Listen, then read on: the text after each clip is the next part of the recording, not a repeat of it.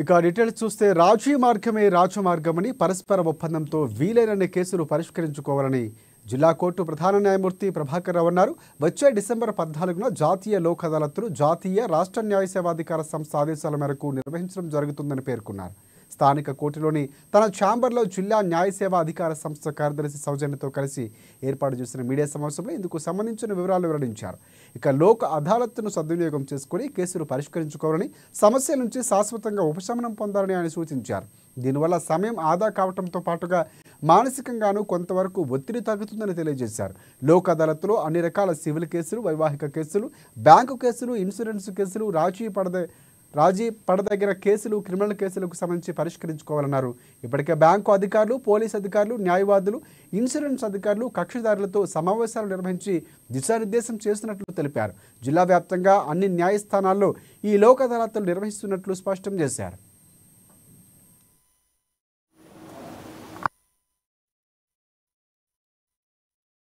జాతీయ న్యాయ సేవాధికార సంస్థ న్యూఢిల్లీ మరియు రాష్ట్ర న్యాయ సేవాధికార సంస్థ హైదరాబాద్ వారి యొక్క ఆదేశానుసారం ప్రతిసారి నిర్వహించుకున్నట్టుగా జాతీయ లోక్ అదాలత్ను ఈ నెల 14వ తేదీ అంటే 2వ శనివారం రోజున మన ఆదిలాబాద్ జిల్లాలో ఉన్నటువంటి అన్ని న్యాయస్థాన ప్రాంగణాల్లో నిర్వహించడం జరుగుతుంది.